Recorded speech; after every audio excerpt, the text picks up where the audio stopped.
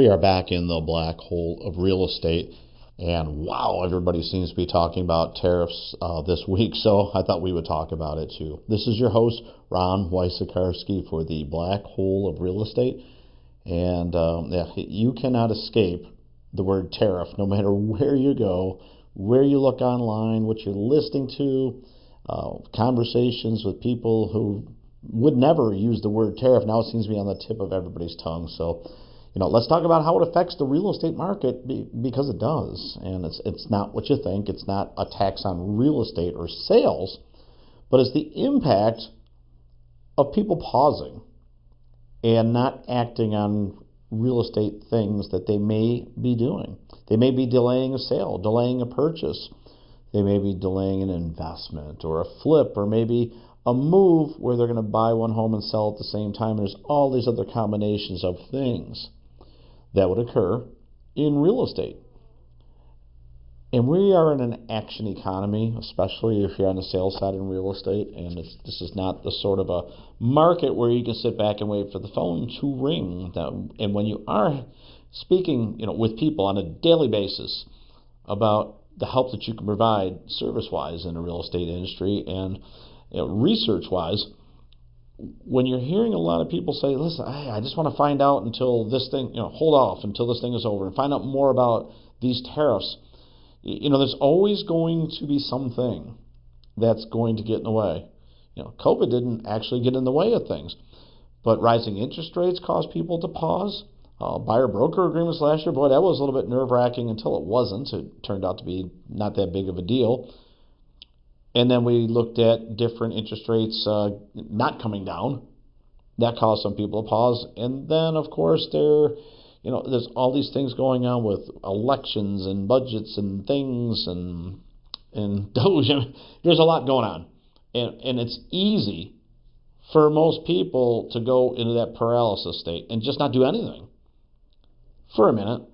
And then they realize, despite everything going on that we've just talked about, they still have a desire to move that is probably a greater pain to them. The pain of not moving exceeds the pain of trying to overcome all the other clutter and things that are currently going on. But this tariff thing, this gets interesting to me. And I think when we look back on it 3 months or 6 months from now, I'm not going to say it wasn't a big thing, because I think it could have really big ramifications, and actually good ones. But I think what we'll find is it was a tool of the government and the president specifically to get people back to the bargaining table. And if they felt that they were in an unfair deal and they wanted to undo that, then this was a great premise to get people back to the table. I don't believe that all the tariffs that you're looking at right now and all the crazy amounts going on, I don't think they're long-term. I think from the beginning they've said it would be a short-term pain in order to get a long-term gain. But when you're in the midst of a short-term pain, boy, minutes seem like hours, hours seem like days, and days, well, they seem like months and years. So when you're right in the middle of it, it's painful. And when the tariff talk got out to the stock markets, there's savvy investors out there, and they are trying to guess the direction of the market. It was a big drop one day, and then it was a big gain the other day. So apparently we're going to have the biggest drop ever and the biggest gain ever, and it might just be zero-sum gain.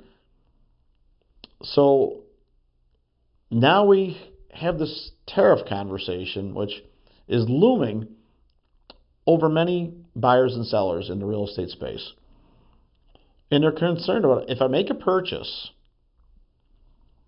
am I going to be able to buy the materials that I need to renovate the home? Whether I'm buying it to own it and just do some fixing or updating, or if I'm buying it to invest in a rent, what's that going to look like for materials? And boy, if I'm flipping, all right. If I can get materials and they're not delayed, and hopefully the cabinets I order don't get put 3 months delayed because I bought it from some place that I didn't know, outsourced from a place that had a big tariff, and the price went up or just didn't deliver. Am I stuck with this house with an unfinished kitchen? Am I stuck with a house where I can't get the flooring or the roof, or I can't afford the labor? It can absolutely get someone to not do anything. So inactivity, not doing anything is actually a choice. You chose to do nothing. You didn't just do nothing. You chose to do nothing. And so when we look at these tariffs, when we get concerned about the cost of materials, the cost of shipping, the time for shipping, and the interest rates that will prevail upon us, and the market conditions that occur because of it, if you feel there's an economic downturn coming and you feel that prices are going to drop, you understandably would want to hold off on doing anything, hoping to time out the pricing down to the bottom.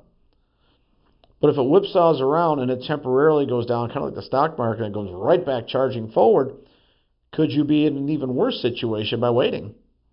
Because maybe the bounce downward was extremely temporary and it bounced forward. Could you end up paying even more a month or two down the road and have less selection? It's a possibility. And if you're moving it's time to a school year or a job relocation or some other event, you may not be able to put a deal together as quick as you like and be able to get your number one choice of house, or at least have something in the top 3 or 4. So the tariff piece, they're not taxing real estate or real estate services, but indirectly, if the materials go up for housing, that could affect things. And it doesn't mean because the materials went up, the price went down. I don't know that that's going to happen. I think what we really need to do is find a way to compartmentalize the word tariff and say that something that's going to occur with the government for a while until it stops. And in the meantime, is the pain of where we are, or the move in general, because moving's stressful, is it something that you can delay doing if it's not based on the end of school year, the beginning of school year, or some fixed date? Could you just go on vacation, enjoy the summer, do nothing? Absolutely. You could choose to do that. But if you have a fixed deadline, someplace that you have to be, and the procrastination occurs born out of the paralysis, you may find yourself rushing at the end. And rushing at the end could lead to a number of things. Not finding a house, musical chairs, there's no chairs left, and the music stopped. That's bad. You could make a rash decision, or maybe not investigate the opportunities as thoroughly if you're pressed for time. If you've got to close in 30 days and you're worried about inspections and appraisals, I'm not suggesting a 5-day or a 7-day inspection is necessarily bad. But if there's something to be repaired and negotiated, would you feel a compressed amount of time where you've got to get that done? Absolutely. Which would only add stress, which could come out in other areas, not just the real estate side. But if you know that you're moving and you have a specific reason and a time and a deadline that goes along with that, then I don't think the tariff's going to matter one way or the other to you, because you got to move. And as long as we have evidence where people bought homes and the interest rates were 18 to 21%, way back when. And I know that my first house, 9.875 was the mortgage rate. I thought I had gotten away with something. It was under 10. Didn't think it was possible, because for the part of my life where I understood anything about finances, rates were like 15 to 25%. And there was no such thing as a rate below 10%, unless it was like if you went to a bank and got a CD at 7%. Because we were taught if you get a CD at 7%, it would double every 5 years or 10 years or whatever that old adage was. So now what we have is a new built-in excuse for being inactive in the real estate market, or making the move that you need to do, or the one your family wants to do, or that you just have to do because of circumstance. And I might ask you to consider, is the tariff on the real estate industry? Is it on the cost of things, or is the tariff really just on you and your personal well-being and your happiness? And if we can set aside the thought of tariff and just ask yourself the honest question, is this a year that I plan to move? Is this a year I plan to flip a house? Is this year a year that I plan to buy an investment property or sell an investment property for financial reasons, such as your tax returns, which we're all doing right now?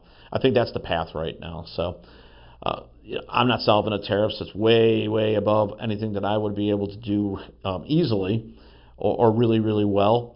But I can tell you that the tariffs are absolutely a distraction right now that we can set aside and move on with the important things in our lives and in our real estate. Hope this helps you out just a little bit on the effect of tariffs on real estate, or the lack of effects on tariffs on real estate. This is your host, Ron Wojciechowski, for the Black Hole of Real Estate.